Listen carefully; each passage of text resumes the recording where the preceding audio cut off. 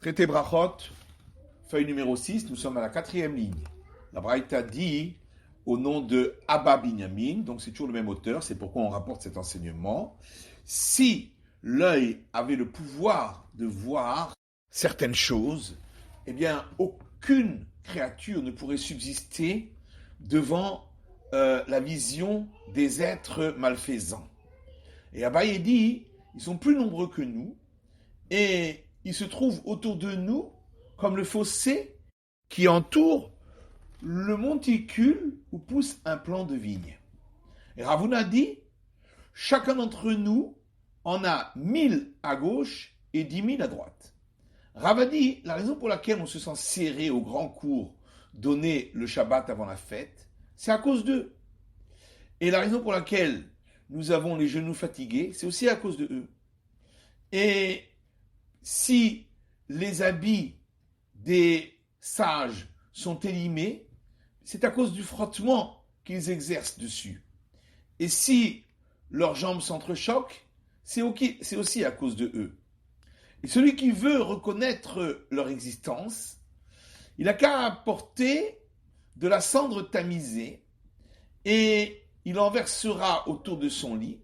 Et le matin, il verra comme des traces de pieds de coq sur cette cendre. Et celui qui veut les voir, qu'il amène un sac amniotique de petits d'une chatte noire, fille d'une chatte noire, une première-née, fille d'une mère première-née, et qu'il le brûle dans le feu, et qu'il le broie, et qu'il s'en mette dans les yeux, et il les verra. Et ensuite, qu'il mette cette cendre dans un tube en fer, et qu'il en scelle l'ouverture avec un scellé en fer, de peur que ces êtres malfaisants viennent pour le lui voler. Et qu'il ferme sa bouche afin de ne pas subir de séquelles de les avoir vus. Et Rabbi Barabaï a fait ainsi, il les a vus et il en a subi des séquelles, à tel point que les sages ont dû prier pour lui pour qu'il guérisse. Il y a une braïta au nom toujours de Abba Binyamin qui dit la prière de l'homme n'est entendue que dans la maison où on se rassemble pour prier. Comme il est dit, un verset dans le livre des rois, pour écouter l'allégresse et la prière. C'est-à-dire, à l'endroit où il y a les chants d'allégresse du public, c'est là que doit être la prière. Ravin Baravada dit au nom de Rav Yitzhak, d'où sait-on que le Saint béni soit-il se trouve à l'intérieur de la maison des prières, parce qu'il est dit dans les psaumes, le Tout-Puissant se trouve dans l'assemblée de Dieu. Et d'où sait-on que s'il y a 10 personnes qui prient ensemble, la présence divine est parmi eux, c'est parce qu'il est dit, le Tout-Puissant se trouve à l'endroit où se trouve l'assemblée de Dieu. D'où sait-on que 3 personnes qui sont assises pour exercer la justice, la présence divine est parmi eux, parce qu'il est dit dans un verset, dans les psaumes, qui est la suite du verset qu'on a rapporté, à l'intérieur du tribunal, il jugera. Et d'où sait-on que s'il y a 2 personnes qui sont assises et étudient la Torah, la présence divine est avec eux, c'est parce qu'il est dit dans un verset, dans le livre de Malachi, alors se sont parlés l'un l'autre ceux qui craignent l'Éternel, et l'Éternel les a écoutés. Et que veut dire la suite du verset qui dit qu'il a écrit leurs paroles dans le livre du souvenir pour ceux qui le craignent et ceux qui pensent à son nom? Que veut dire et ceux qui pensent à son nom? Alors Ravashi dit, c'est pour nous apprendre que si quelqu'un pensait réaliser un ordre de la Torah, et en fin de compte, il a eu un empêchement de force majeure et n'a pas pu le réaliser, le verset considère comme s'il l'avait réalisé. Et d'où sait-on que même s'il y a une seule personne qui est assise et étudie la Torah, la présence divine est avec lui, parce qu'il est écrit dans l'Exode, à tout endroit où sera mentionné mon nom par mes commandements, je viendrai vers toi et je te bénirai. Alors, la Gemara dit, puisque même s'il y a une seule personne, déjà, la présence divine est avec lui. A-t-on besoin d'un verset pour le cas où il y en a deux? Et la Gemara dit, oui, parce que lorsqu'il y en a deux, leurs paroles sont écrites dans le livre du souvenir, comme on l'a vu dans le verset du livre de Malachi. Alors que s'il n'y a qu'une seule personne, ces paroles ne seront pas écrites dans le livre du souvenir. Et maintenant que nous avons un verset pour le cas où il y en a deux, pourquoi a-t-on besoin d'un verset pour le cas où il y en a trois? C'est parce qu'on aurait pu croire que exercer la justice, c'est juste pour faire un acte de pacification. Et donc, la présence divine ne viendrait pas. C'est pourquoi on vient nous apprendre que là aussi, la présence divine est parmi eux, parce que c'est aussi considéré comme l'étude de la Torah. Puisque maintenant on a un verset pour le cas où il y a 3 personnes, pourquoi on a besoin du verset dans le cas où il y en a 10? C'est pour nous apprendre que lorsque viennent 10 personnes, la présence divine vient avant même qu'il n'arrive. Alors que lorsqu'il y a 3 personnes qui viennent juger, eh bien, la présence divine n'arrive qu'au moment où ils sont assis. Rabbi Yavin bar Avada dit au nom de Rabbi Yitzhak, c'est le même auteur que pour l'enseignement précédent, c'est pour ça qu'on le ramène. D'où sait-on que le Saint béni soit-il met les téphilines, les phylactères? C'est parce qu'il est dit, un verset dans Isaïe, que l'Éternel a juré par sa droite et par son bras puissant. La droite, c'est la Torah, comme il est dit, un verset dans Deutéronome, de sa droite, il a donné le feu de la loi à eux, et le bras puissant, ce sont les téphilines. Comme il est dit, l'Éternel donne la puissance à son peuple. Et d'où sait-on que les téphilines, les phylactères sont la puissance du peuple d'Israël? Parce qu'il est écrit dans le Deutéronome, et tous les peuples de la terre verront que le nom de l'Éternel est appelé sur toi, et ils te craindront. Et il y a une braïta qui dit, Rabbi Eliezer Agadol dit, il s'agit des téphilines qu'on met sur la tête, sur lequel il y a le nom de l'Éternel. Alors, Rav Nachman bar Yitzhak a dit à Rav Hiya bar Avin, les téphilines du maître du monde, qu'est-ce qu'il a écrit à l'intérieur? Il lui a répondu, il a écrit le verset qui se trouve dans les chroniques, et qui est comme ton peuple Israël, un peuple unique sur terre. Et la Gemara demande, mais est-ce que l'Éternel se glorifie par la gloire d'Israël? Et elle répond oui, effectivement, puisqu'il est écrit, l'Éternel, tu as glorifié aujourd'hui, et l'Éternel t'a glorifié aujourd'hui. Le Saint béni soit-il a dit à Israël, vous m'avez considéré comme une entité unique dans le monde, et moi aussi, je vous considère comme une entité unique dans le monde. Vous m'avez considéré comme une entité unique dans le monde, puisqu'il est dit, un verset dans le Deutéronome, écoute Israël, l'Éternel, notre Dieu, l'Éternel est un, et moi aussi, je vous considère comme une entité unique dans le monde, comme il est dit, et qui est comme ton peuple Israël, un peuple unique sur terre. Alors, Ravacha Beret et Rava a demandé à Ravashi, ça c'est bon pour ce qui est écrit dans un des compartiments des phylactères. Maintenant, dans les autres compartiments, puisque les téphilines de la tête ont 4 compartiments, qu'est-ce qu'il est écrit dans les 3 autres? Alors, il lui a répondu, il y est écrit 2 versets du Deutéronome, un qui commence par les mots « et qui est comme ce grand peuple » et l'autre qui commence par les mots « et qui est ce grand peuple » et également un verset dans Deutéronome qui commence par ces mots « heureux est le peuple d'Israël ». Encore un autre verset dans Deutéronome qui commence par ces mots « est-ce que le Tout-Puissant a cherché à libérer un autre peuple ?» Et encore un autre verset dans Deutéronome qui commence par ces mots « et pour te placer tout en haut, au-dessus des autres peuples. » Alors, si c'est ainsi, dit la Gemara, il y a beaucoup de versets, plus que les compartiments des téphilines. Alors, on répond que les 2 versets qui commencent par ces mots, car qui est le grand peuple pour le premier, et qui est le grand peuple pour le second, étant donné que ces 2 versets se ressemblent, ils sont écrits dans le même compartiment. Et le verset heureux sois-tu Israël, et l'autre verset qui commence par qui est comme ton peuple Israël, c'est aussi 2 versets qui se ressemblent, donc ils sont également dans le même compartiment. le verset qui commence par les mots « Est-ce que le Tout-Puissant a cherché à délivrer un autre peuple ?» est encore dans un autre compartiment. Et le dernier verset, pour te placer au-dessus des autres peuples, se trouve dans le dernier compartiment. Alors on tourne la page, et tous ces passages sont écrits également dans les téphilines du bras du Saint béni soit-il.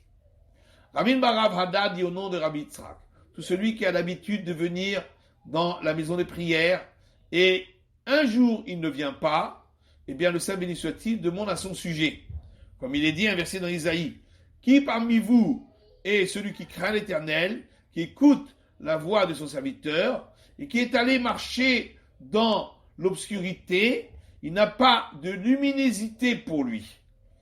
Alors, si effectivement il est parti pour aller faire un commandement de la Torah, alors il aura la luminosité. Mais s'il est parti pour faire une affaire qui n'a rien à voir avec les enseignements de la Torah, il n'aura pas de luminosité pour lui. La suite du verset dit, il aura confiance dans le nom de l'Éternel. Alors, qu'est-ce que ça veut dire?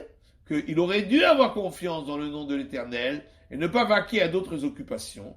Et il n'a pas eu confiance, c'est pourquoi il n'est point venu à la synagogue pour la prière. Rabbi Yochanan dit, au moment où le Saint béni soit-il vient dans la maison de prière et il ne trouve pas 10 personnes pour prier, immédiatement il se met en colère. Comme il est dit, un verset dans Isaïe, « Pourquoi je suis venu et il n'y a personne? J'ai appelé et personne ne répond. » Rav Chelbo dit au nom de Rav Huna, tout celui qui fixe un endroit pour sa prière, le Dieu Tout-Puissant d'Abraham vient à son aide. Et lorsqu'il meurt, on dit sur lui quel homme humble, quel homme pieux, fait partie des disciples d'Abraham notre Père. Et d'où sait-on qu'Abraham notre Père fixait un endroit pour la prière? Parce qu'il est écrit dans la Genèse que Abraham s'est levé tôt le matin vers l'endroit où il s'était tenu debout. Or, le verbe se tenir debout s'applique à la prière.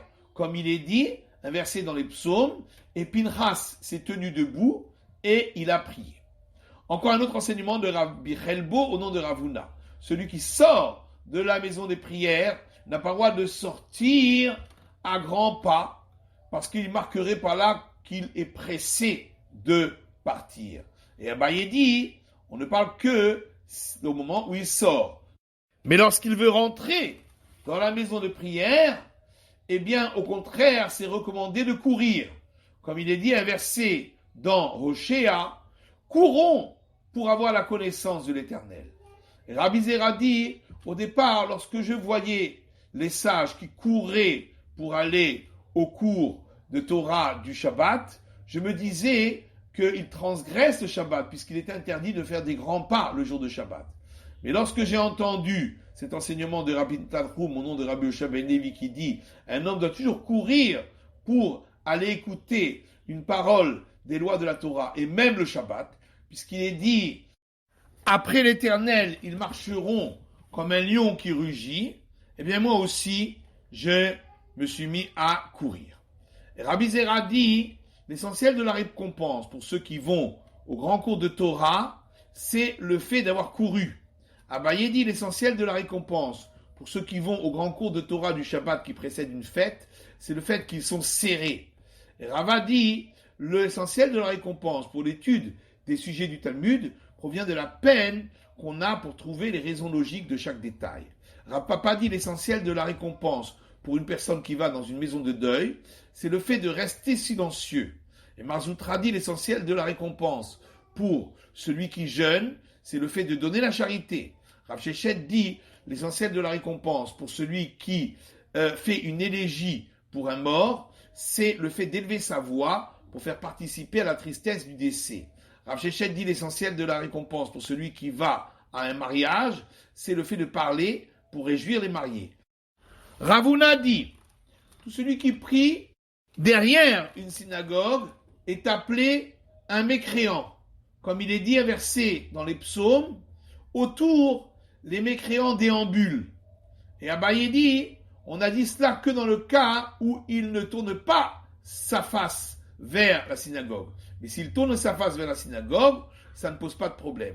Il y avait un homme qui priait à l'arrière de la synagogue et ne tournait pas sa tête vers la synagogue. Alors le prophète Élie est passé, il l'a vu, il s'est présenté à lui comme s'il était un arabe et il lui a dit, as-tu à présent l'autorisation de te tenir ainsi devant ton créateur? Il a sorti une épée et il l'a tué. Un des sages a demandé à Rabbi Bibi bar Abaye. Et certains disent Rabbi Bibi a demandé à Rav Nachman bar Yitzhak. Que veut dire la suite du verset qu'on vient de voir, qui dit, donc verset dans les psaumes, lorsque les choses élevées sont rabaissées par les hommes? Alors il a répondu, il s'agit de tout ce qui se trouve au point le plus élevé du monde, comme la prière, et les hommes le dénigrent. Rabbi Yochanan et Rabbi Elazar disent tous les deux, l'explication du verset est qu'à partir du moment où un homme a besoin de la charité des créatures, il se sent dénigré et sa face change de couleur comme l'oiseau multicolore. Comme il est dit, justement, ce verset qu'on vient de rapporter, Kéroum, ça c'est l'oiseau qui change de couleur, il est comme la personne dénigrée par les hommes. Et qu'est-ce donc que ce Kéroum? Rav Dimi dit, c'est un oiseau qui se trouve dans les villes sur la mer, et lorsque le soleil brille, il change de couleur et peut prendre plusieurs couleurs.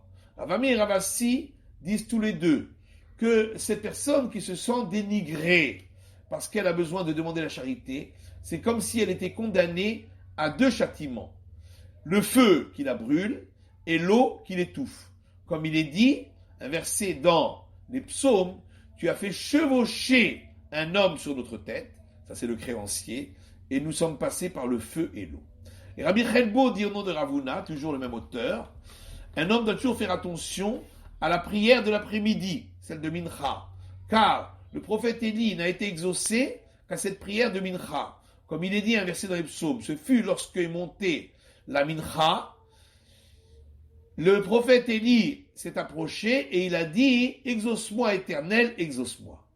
Ça veut dire « Exauce-moi éternel, que le feu descende du ciel, et exauce-moi que les gens ne disent pas que c'est juste de la sorcellerie ».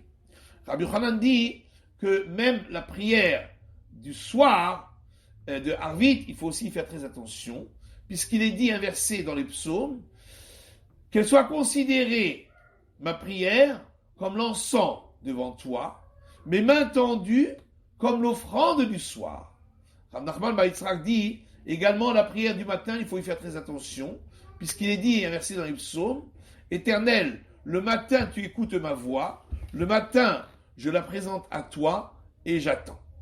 Ravuna dit, tout celui qui profite du repas d'un marié et il ne l'égaye pas, il dédaigne les 5 sons et voix de bénédiction qui ont été donnés concernant la joie du mariage, comme il est dit un verset dans Jérémie, un Miaou, le son de l'allégresse, le son de la joie, la voix du marié, la voix de la mariée, et la voix de ceux qui disent remercier l'Éternel, chef des armées.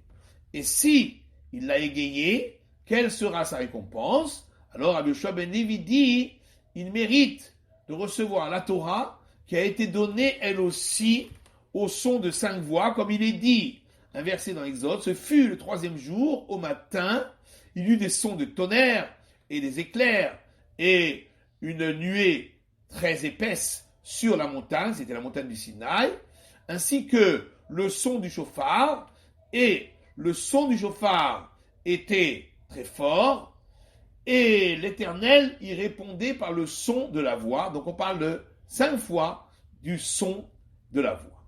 Et l'Agma demande, est-ce bien ainsi?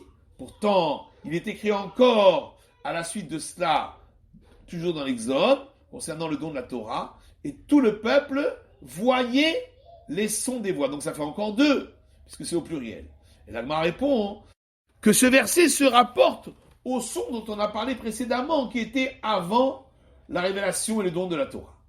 Rabbi Abahu dit, celui qui réjouit les mariés, c'est comme s'il avait offert un sacrifice de remerciement, comme il est dit toujours à la suite de ce verset, ce qui apporte le remerciement dans la maison de l'Éternel. Rav Nachman bar Yitzhak dit, c'est comme s'il avait construit une des ruines de Jérusalem.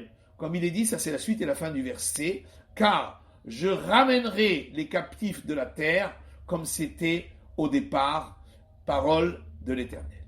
Et Rabbi Chelbo dit au nom de Ravuna, toujours le même auteur, tout homme qui a en lui la crainte du ciel, ses paroles sont entendues. Comme il est dit, un verset dans l'Ecclésiaste, pour conclure, tout est entendu si tu crains le Tout-Puissant. Et que veut dire la fin du verset? Car ceci est tout l'homme. Rabbi Lazare dit que le Saint béni soit-il dit, le monde entier n'a été créé que pour celui-là. Et Rabbi Abba bar Kana dit, il est aussi important que tout le reste du monde. Rabbi Shimon ben Azai dit, et certains disent Rabbi Shimon ben Zoma dit, le monde entier n'a été créé que pour servir de compagnie à celui-ci. Et Rabbi Chelbo dit au nom de Ravuna, toujours le même auteur, tout celui qui sait que l'autre va le saluer par le mot shalom, paix, il doit le saluer en premier par ce mot paix, comme il est dit un verset dans les psaumes, cherche la paix et poursuis-la. Si il l'a salué par ce mot et l'autre ne lui a pas répondu, il est appelé un voleur. Comme il est dit, un verset dans Isaïe, et vous avez détruit la vigne, le vol du pauvre est dans vos maisons. Or, le vol du pauvre, c'est le salut, puisqu'il n'a rien d'autre. C'est la fin de l'étude de la feuille numéro 6.